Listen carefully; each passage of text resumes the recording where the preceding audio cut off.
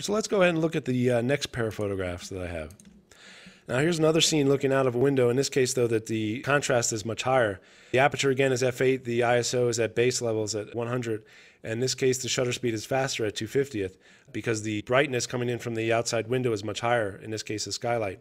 And so in order to expose for that properly and keep that just below clipping, the shadow areas around the window are now much deeper than the shadows were on that photograph we just looked at, which means I'm now going to have to elevate the shadows even higher than the amount that I elevated them in that first photograph. All right, so here are the photographs after elevating the exposure. What I've done again is increase the fill light to 100%, which is equal roughly to about 5 or 6 stops of light. And then on top of that, I've actually increased the broad or total exposure by 2 additional stops. And so the total shadow push here is about 7 or 8 stops. So we're reaching into the very deepest of shadows where you can reasonably expect to get any kind of natural color and detail rendition. And then also what I've done is lower the exposure of that outside window by 2 stops to compensate for the 2 stops of exposure positive adjustment I've done for the entire image. And so you can see here zoomed out that the Canon image is much worse even than the Canon image of the previous photographs. The pattern, the cross-hatching pattern is much more apparent. The color noise is much more apparent, even at this zoomed out magnification. Now, if I look and zoom in, you can see that the Canon image is now descended completely into noise, where even outside of the banding issue, we've far exceeded the shadow capability of the Canon, where we've reached deep into the shadows and produced only noise. And so there's hardly any detail that's surviving here. And the only detail you really see is this false detail that's being produced as a result of the banding. And you can also see here as well that the color has completely fallen apart. There's blotchiness. There's none of the original tonal rendition of the color of the original scene. Again, just descended into random areas of red, green, and blue. Now, what you see on the left is the Nikon. And so in the very deepest of shadows for the Nikon, I'm also starting to exceed the what I would consider acceptable amount of noise and loss of color fidelity within the image. You can see here there's also some blotchiness within the Nikon, at least much more than we saw in the previous Nikon photo, again because we've had to elevate the exposure even more. And here you can actually see a stuck pixel. And so this is at the very deepest end of the shadows, where here at the very darkest, where on the right you see the Canon, just it's imperceptible what even was there originally. You can still see detail within the Nikon image, but again, there's a lot of noise here and a lot of loss of that color rendition. This is a situation where even for the Nikon body, you can say that the amount of stops that I've put to shadows maybe has started to exceed what the sensor is really capable of and still producing a workable photograph. But again, this is at 100% magnification, so we still have the ability to introduce some noise reduction to see if we can at least smooth out some of that noise to make it workable, particularly if you're going to downsample this image into a print like an 8x10 print or a print that's smaller. So I'll go ahead and zoom into the Nikon image and we'll start to apply some noise reduction. So you can see here, aside from the blotchiness, there's a lot more of this random noise, again, because we've elevated the shadows even higher. So go ahead and start increasing the luminance noise reduction. In this case, I know I'm going to have to increase it more than the previous photograph. And so here I've increased it to about 32, which is sort of eliminated that salt and pepper luminance noise that I see, but it hasn't done anything for the color noise because I'm only altering the noise reduction within the luminance channel. And so I'll see if I can eliminate some of that blotchiness with increasing the color noise reduction.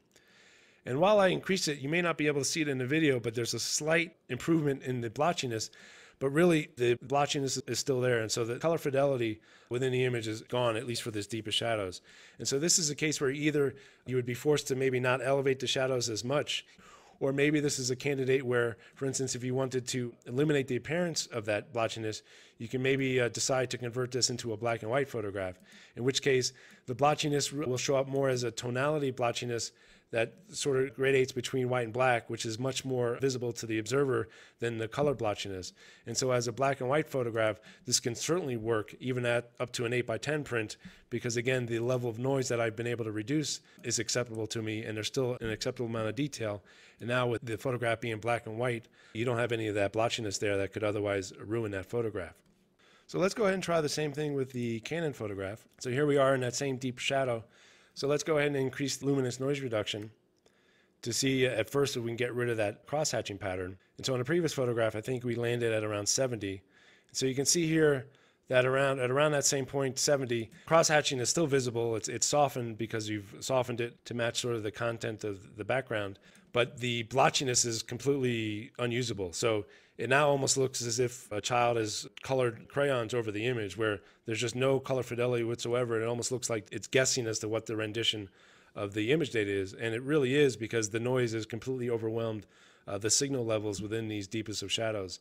And so by increasing this noise reduction to 70, I've not only destroyed the detail, but I really haven't done anything to offset this color noise. So I'll try here as well to increase the color noise reduction. And it's really not having much of an effect. There's a slight softening of the differences of the color gradations and the blotchiness, but even if I increase this all the way to 100, there's really nothing that's going to eliminate that noise. It's still almost as obvious as it was before, and even the banding is really still obvious here. So let me go ahead and try to do what I did with the 5100 image and convert this to a black and white. And I'll do that by sliding the saturation slider. And so you can see here, the blotchiness is even more apparent compared to the black and white than the Nikon, because here there's much more variability in the gradation between the black and the white. And so I've improved it by eliminating the color from it, but it's still obvious. It almost looks like somebody took an ink blot against the image and create these random area distributions of luminance. And then what's also apparent is the cross-hatching pattern. So even with the noise reduction of the luminance all the way to 70, the pattern still remains. And so here, zoomed at 100%, you can see the pattern is visible. In this case, the photograph really isn't usable from my point of view. I'll even try to increase the luminance all the way up, noise reduction all the way up to 100%, and it really hasn't done much to the cross-hatching. It's still very visible. There you can see at 100% magnification, I've completely destroyed any semblance of detail within this photograph. The cross-hatching is much less visible at 100%, but then when you zoom out, the cross-hatching pattern is still very visible. So again, another demonstration of how in the real world the difference of dynamic range between the Sony sensor and the Nikon and the Canon sensor and the Canon has dramatic results as to how much of the shadow areas you can use and how much dynamic range you can represent in the final image. So here's the last pair of photographs. In this case, the exposure was a little bit brighter. The shutter speed was 1/100th. And again, I've exposed so that the highlight areas for the light coming through the window are exposed just below clipping, which again has underexposed the shadow areas within the image. So here are the images after post-processing where I've elevated the shadows. In this case, I've again increased the fill light to 100%, which is about 5 stops of light, and I've added a broad exposure adjustment of 2 stops. And then I offset that exposure for the original mid-tone and highlight areas by reducing their exposure by 2 stops. So matching their original luminance to offset the elevated exposure I've done for the overall photograph. So again, this is another demonstration where the same kind of wall with the same type of texture, which is entirely overwhelmed by the cross-hatching pattern for the Canon image, whereas on the Nikon image, it's just completely random noise, which is much more pleasing to the eye. And in this photograph, there's a bit more color within the image, and so it's a better demonstration of maybe how color would survive this extreme shadow pushing that I've done. And this is where potentially posterization could come into play. And so what you see here on the Nikon image, there's still a lot of color rendition, and the edge of this comfort here is pretty close to some of the lower or deeper shadows, and there's still a lot of that original tonal and color reproduction, in this case blue, which is typically one of the weaker of the 3 channels, and so that color rendition has been maintained. And now, just the same as on the other wall, you can see here that the noise for the Nikon image is pretty much completely random and pleasing and almost usable in its current form without any noise reduction. Whereas on the Canon image, you again have that cross-hatching pattern and you have that color blotching throughout the image. And here's some more colors represented. Here's some browns and some off-greens, which are showing you the color reproduction. Here, there's a bit more noise visible within the Nikon image compared to the other areas which didn't have that color.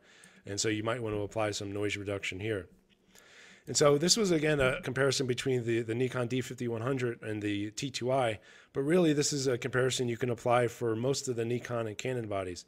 In particular, the 5100 shares the same sensor as the 7000, and the T2i, or the 550D, shares the same sensor as the newer T3i, as well as the original 7D, which was the first camera to use that Canon 18 megapixel sensor. And this is actually also comparable for the Canon 5D Mark II, which has a different sensor, but in my experience has similar levels of dynamic range and this cross-hatching pattern that you see on the 18 megapixel crop bodies. The 5D Mark II actually has a little bit less of that cross-hatching, so maybe you can squeeze out maybe a third more stop, but it's not much of a difference when you compare it to the Nikon bodies, which have these 13 to 14 stops of usable dynamic range. I've made all 6 of these photographs available on my site. If you go into the description area underneath this video, there's a link to my site, which in turn has links to each of these photographs. both in their original form as well as in their post-process form. And then I also made an additional version of them available with the noise reduction added. That way you can see them at 100% magnification with their original rendition rather than trying to see those differences in a YouTube video, where sometimes even when you're looking at an HD video within YouTube, some of the compression adds artifacts, and so you may not really see the true nature of the differences between all the photographs.